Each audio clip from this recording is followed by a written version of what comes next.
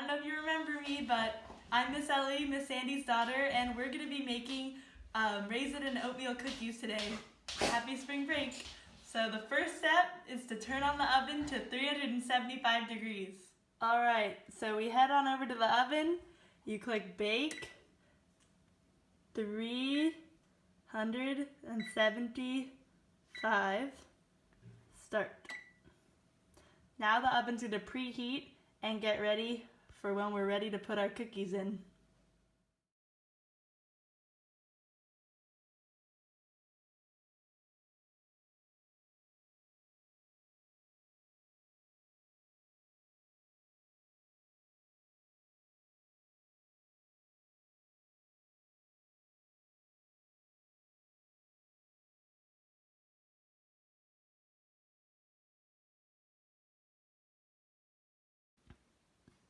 Alright, now we have our granulated sugar, light brown sugar, and unsalted butter in the same large bowl. We can now use a hand mixer, a KitchenAid mixer if you have one, or a whisk if you're feeling strong.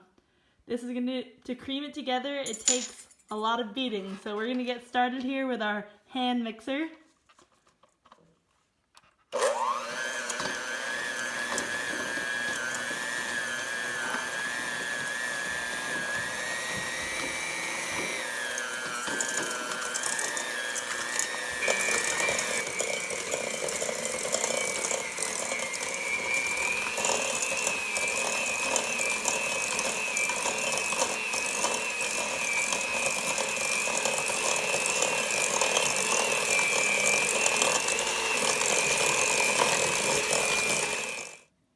Now you can see that the color has become slightly lighter and the mixture looks fluffy. The next step, we're going to beat in the egg and add the vanilla extract that we have right here. 1 egg and 1 teaspoon of vanilla extract. So here we add the egg to the mixture. And then the vanilla extract.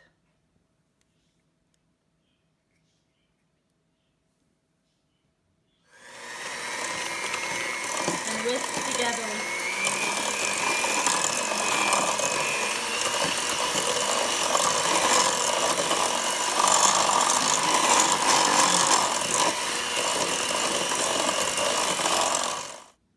Now it's time to take your dry ingredients, your baking powder, baking soda, salt, pumpkin pie spice, and all-purpose flour, and sift them using a sieve and a bowl.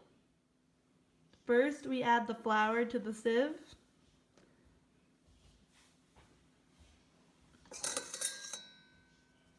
And shake.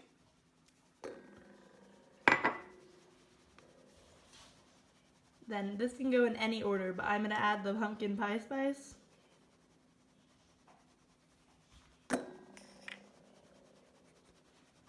The baking soda,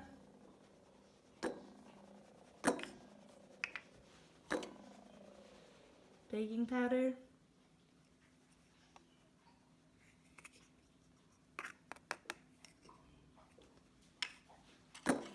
and the salt.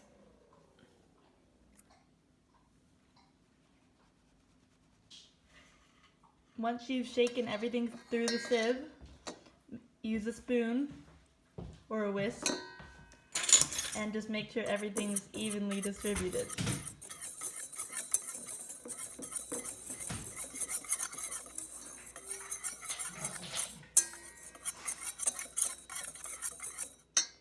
Now we're going to add the dry ingredients to the wet ingredients. So pour in the flour mixture to your eggs and butter and sugar. And beat it until it's combined.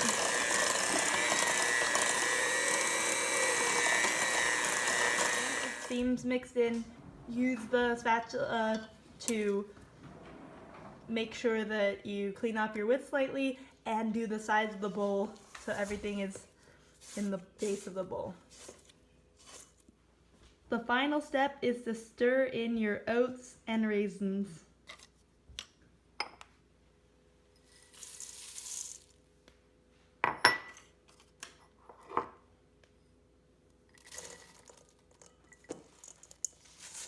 Stir in the oats and the raisins until fully combined.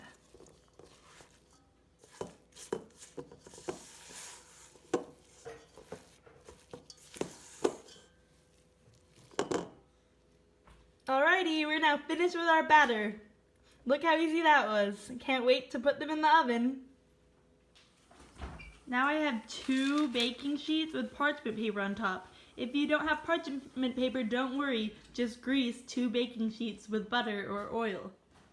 Now we're going to take our cookie dough and make walnut-sized balls to put on to the pans. Alright, I have a regular-sized cereal spoon.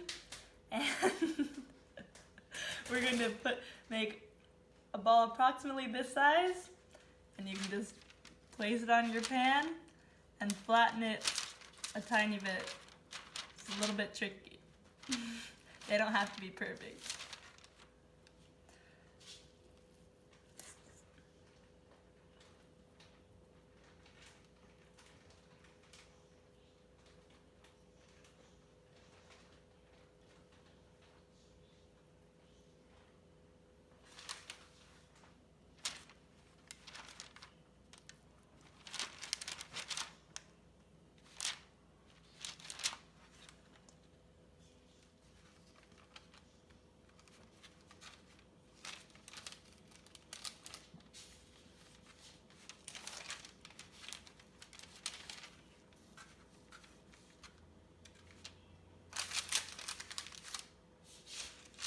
Alright, that's one tray. Make sure they're spaced out because they'll run together, but if they do, it's okay, you can cut them apart. Alright, I made 20 cookies, but if you want to make them slightly bigger or slightly smaller, you could make a few extra or a few less. But now we have, and also, if you don't like raisins, you could add chocolate chips or a different topping. But now they're ready to go in the oven. We're going to put them on the middle-ish rack and put them in for 10 minutes until they're done. Don't worry, we'll check on them.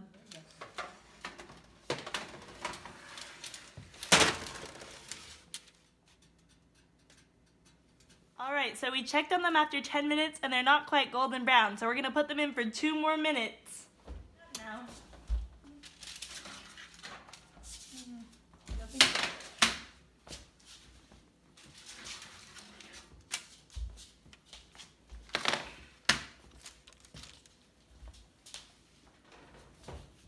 We'll leave them here to cool until we put them on the cooling rack. Using my glove and a spatula, we're going to put these onto a cooling rack. They look nice and golden brown, and I'm excited to try them. See how easy the parchment paper makes taking the cookies off? Saves a lot of work.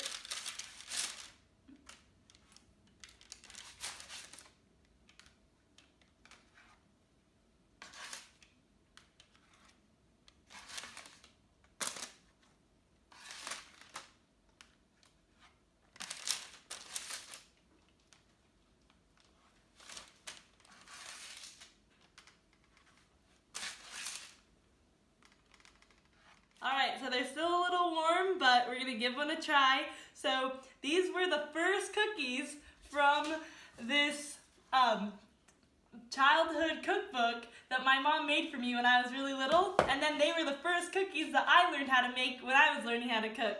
So just passing on this recipe from our family to yours.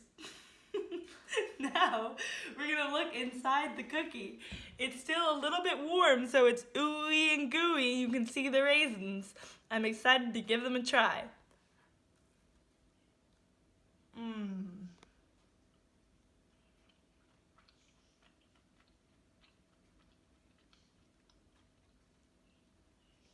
If I can rate myself, give them a 10.